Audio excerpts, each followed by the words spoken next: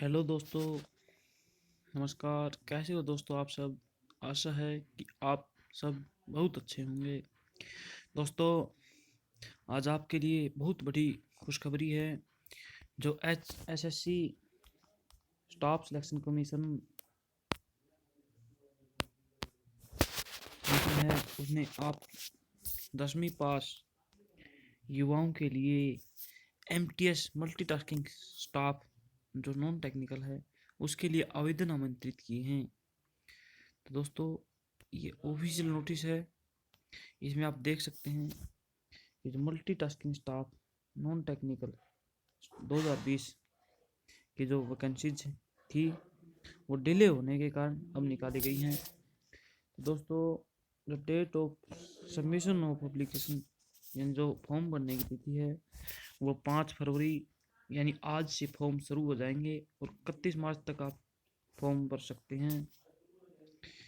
दोस्तों, अंतिम तिथि का इंतज़ार किए बिना आप जल्द से जल्द अपना आवेदन अप करें। तो दोस्तों, इसमें बताया गया है कि लास्ट डेट जो फॉर्म भरने की है वो 31 मार्च रहेगी। जो फीस है ऑनलाइन की वो 2 दिन तक, जो आवेदन किया आपने उसके 2 दिन के बाद भी आप पेड कर सकते हैं। तो दोस्तों, जो कंप्यूटर बेस्ड एग्ज़ाम आपका पहला वो आपका 1 जुलाई 2021 से 20 जुलाई तक, इसके बीच का एग्ज़ाम होएगा। 1 जुलाई से लेकर के 20 जुलाई तक आपका एग्ज़ाम होएगा। जो आपका सेकंड पेपर है डिस्क्रिप्टिव यानी जो एसे राइटिंग वाला है उसमें आपका 21 नवंबर 2021 को होएगा, यानी इसके ठीक 4 माह बाद। तो दोस्तों, जैसे कि आप देख सकते हैं कि वैकेंसीज आपको जो इसके बाद कोर्स होएगा, आपकी फाइनल कट ऑफ आएगी उस तब आपको वैकेंसीज का बताया जाएगा। उसकी जानकारी दोस्तों आप जब इसका कट फाइनल रिजल्ट डिक्लेयर होगा तब एसएससी की जो मेन वेबसाइट है उसके ऊपर जाकर आप वैकेंसीज के बारे में पता कर सकते हैं। जो रिजर्वेशन दोस्तों अन्य भर्तियों में होता है सेम वही प्रकार से रिजर्वेशन रहेगा। SC, BC, ST, OBC same वही दोस्तों जो अन्य भर्तियों में रिजर्वेशन होता है ठीक उसी प्रकार रिजर्वेशन इस भर्ती में रहेगा। तो दोस्तों, जो हैंडीकैप यानी जो पीडब्ल्यूडी हैं उनके लिए दोस्तों किस प्रकार से है पर्सन विद डिसेबिलिटी। तो दोस्तों, वो जो ब्लाइंडनेस है उनके लिए अदर अन्य प्रकार से जो दोस्तों उनके भी लिए भी विशेष आरक्षण का प्रावधान रहेगा। तो दोस्तों, जो नेशनलिटी है यानी आप इस फॉर्म भरने के लिए आप में क्या क्या होना चाहिए। आप एक भारत के नागरिक हों। आप सब दोस्तों जैसे हम सब भारत के नागरिक हैं तो हम सब इसके लिए आवेदन करने के लिए योग्य हैं। अगर भारत के अलावा इन देशों के भी युवा इस भर्ती में भाग ले सकते हैं। दोस्तों, जो इस भर्ती के लिए उम्र है दोस्तों 18 से 25 वर्ष निर्धारित की गई है। दोस्तों, यानी आपकी जन्म तिथि 2 जनवरी 1996 से पहले ना हो और 1 जनवरी 2003 इनके बीच में आपके जन्म हुआ होना चाहिए। दोस्तों, अगर आप इससे 1996 से आपकी डेट ऑफ बर्थ ऊपर है और आप इन कैटेगरी से बिलोंग करते हैं, ST, SC, SC ST, OBC, SC ST, OBC, PWD unreserved, PWD OBC, PWD SC ST, PWD ex serviceman. और तो दोस्तों आपको इस प्रकार से छूट दी जाएगी जिसके आप फॉर्म भरने के योग्य रहेंगे। जैसे अगर आप एससी में हैं और आपकी डेट ऑफ बर्थ 1992 है तो आप इसके लिए आवेदन कर सकते हैं। दोस्तों, आगे दोस्तों देख सकते हैं कि जो एक्स सर्विसमैन है उनके लिए ये स्पेशल बताया गया है कि वो या तो रेगुलर आर्मी, नेवी, एयरफोर्स, इन तीनों में से किसी भी एक में अपनी सेवाएं पूरी कर चुका हो और उसको डिस्चार्ज जो है मैं उन डिपार्टमेंट की नियमानुसार उसको रिटायर किया हुआ हो या उसने रिटायरमेंट स्वेच्छा से ली हो, तो दोस्तों उसको जो है रिस्ट्रिगेट यानी उसको हटाया ना गया हो और ना ही उसको डिसमिस किया गया हो। अगर वो उस डिपार्टमेंट में अयोग्य होने के कारण हटाया गया है तो वो एक्स सर्विसमैन में नहीं आएगा। और इंडियन आर्मी, नेवी, एयरफोर्स, इनके अलावा अगर वो किसी अन्य नौकरी कर चुका है तो वो एक्स सर्विसमैन में काउंट नहीं होगा। दोस्तों जो एज रिलैक्सेशन है वो उनके पुत्र, डॉटर, सन्स और डॉटर, यानी उनके बेटे और बेटियों जो डिपेंडेंट हैं उनके ऊपर उनकी जो उम्र है उसमें कोई छूट नहीं दी जाएगी। तो दोस्तों जो आपकी कैटेगरी है, एससी है, एसटी है, ओबीसी, ईडब्ल्यूएस, पीडब्ल्यूडी, यानी एससी एसटी जो भी कैटेगरी मेंशन है, इनका दोस्तों आपको जो प्रूफ है वो आपको इसके अंदर सबमिट करना होगा। जो दोस्तों निर्धारित प्रमाण में होते हैं, जो जातीय प्रमाण पत्र तहसीलदार या नायब तहसीलदार द्वारा जारी किया जाता है, वही इसके अंदर मान्य होगा। तो दोस्तों जो इसके लिए योग्यता यानी जो शैक्षणिक योग्यता है उसकी बात की जाए तो मैट्रिकुलेशन यानी 10वीं पास का होना जरूरी है। और जो आपकी जो डिग्री है यानी जो आपकी जो मार्कशीट है वो किसी मान्यता प्राप्त बोर्ड या यूनिवर्सिटीज से आप 10वीं पास होने चाहिए। अगर दोस्तों कोई फेक यूनिवर्सिटी है या फेक बोर्ड है जो जिसकी मान्यता फिलहाल रद्द हो चुकी है तो वो दोस्तों वो डिग्री इस भर्ती के लिए मान्य नहीं होगी। दोस्तों अगर आप अपीयर हैं, मतलब कि आपकी डिग्री पूरी नहीं है और आप डिग्री कर रहे हैं, तो दोस्तों वो इसके लिए अप्लीकेबल नहीं होगी। मतलब कि आपकी डिग्री पूरी होनी चाहिए। दोस्तों अपने फार्म भरने के लिए जो एसएससी की ऑफिशियल वेबसाइट है www.ssc.nic.in, इस पर जाकर दोस्तों आप अपना एसएससी एमटीएस के लिए आप अपना आवेदन भर सकते हैं।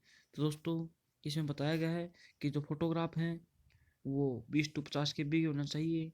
जो विड्थ बताई गई हैं वो आप उसमें फॉर्म भरते समय भी उनको देख सकते हैं। जो दोस्तों फॉर्म भरने की अंतिम तिथि है वो 21 मार्च रहेगी, शाम देर रात शाम 11:30 बजे तक। दोस्तों जो कैंडिडेट हैं वो ऑनलाइन आवेदन कर सकते हैं। उनको लास्ट डेट का वेट इसमें भी दोस्तों यही बताया गया है, जो अभ्यर्थी इसके लिए आवेदन करने में इंटरेस्ट रखते हैं तो दोस्तों उनको क्लोजिंग डेट से पहले भरना चाहिए, not to wait till the last date. दोस्तों जो लास्ट डेट है उसको आपने ध्यान में न रखते हुए तुरंत आवेदन कर देना चाहिए, क्योंकि वास्तव में जो अंतिम दिन होते हैं उनमें साइट बिजी चलती है और उसमें बताया गया कि पॉसिबिलिटी ऑफ डिसकनेक्टिविटी और इनएबिलिटी और failure to log in SSC website due to heavy load जो बिजी चलती है, तो उनमें साइट आप फॉर्म भरने में परेशानी आ सकती है। तो दोस्तों इसलिए तुरंत फॉर्म भरें। तो दोस्तों जो उसके लिए आवेदन के लिए अंतिम तिथि है उसके बाद उससे पहले आप आवेदन करें, उसके बाद आपको आवेदन करने का मौका नहीं दिया जाएगा किसी भी सूरत में। तो दोस्तों इसके लिए जो फीस है वो 100 रुपये रहेगी। जो SC S T PWD ex serviceman जो अदर प्रकार के हैं उनकी कोई भी फीस नहीं है, उनकी दोस्तों कोई फीस नहीं लगेगी। तो दोस्तों आप जो आपके क्रेडिट कार्ड है, डेबिट कार्ड है, नेट बैंकिंग है, या आप एसबीआई ब्रांच का चालान निकाल के बैंक में आप सबमिट करवा सकते हैं, बैंक में भी आप फीस सबमिट करवा सकते हैं। तो दोस्तों ये आवेदन आप अपने मोबाइल पर भी कर सकते हैं, आपको किसी दुकानदार के पास जाने की जरूरत नहीं है। तो दोस्तों इसके लिए जो एग्जामिनेशन होएगा उसके लिए दोस्तों सेंटर हैं वो दिए हुए हैं। इसके लिए दोस्तों रीजन बनाए जाते हैं, जैसे centre CR central region and north region, east region, Karnataka Kerala region, Madhya Pradesh sub region, north east region, northern region, north western region. तो दोस्तों आप जो भी, जैसे आपने अगर NWR सेलेक्ट किया तो आप इसकी आपके जो नियरेस्ट 3 स्टेशन है वही आपने चूज करने हैं। जैसे अगर आप NWR सेलेक्ट करते हैं तो दोस्तों आप एक चंडीगढ़ और एक, इन तीनों में ही आपने चूज करना है। कोई आप चंडीगढ़ कर सकते हैं, तो दूसरा नंबर पर आप शिमला कर सकते हैं, तीसरा नंबर पे आप जलंधर कर सकते हैं। तो दोस्तों ऐसा नहीं है कि आपने पहले पे चंडीगढ़ कर दिया तो दूसरा आप NR वाला करो, वो नहीं हो सकता।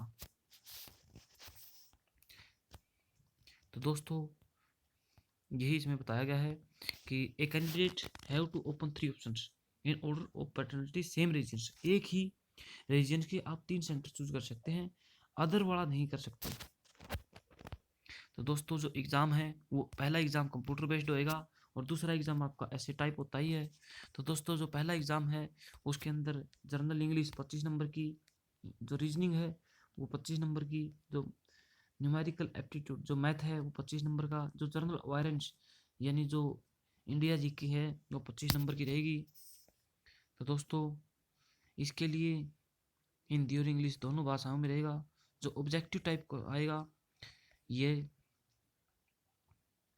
इसके लिए दोस्तों जो शॉर्ट ऐसे लिखना है आपने किसी भी लैंग्वेज में, जो हमारे भारत का संविधान है उसकी 8वीं अनुसूची के अनुसार उसमें जितनी भाषाएं हैं यानी उसमें 22 भाषाएं हैं, तो आप उन 22 भाषाओं में से किसी भी भाषा में आप ऐसे या लेटर जो भी आएगा वो लिख सकते हैं। वो 50 नंबर का होगा और उसके लिए आपको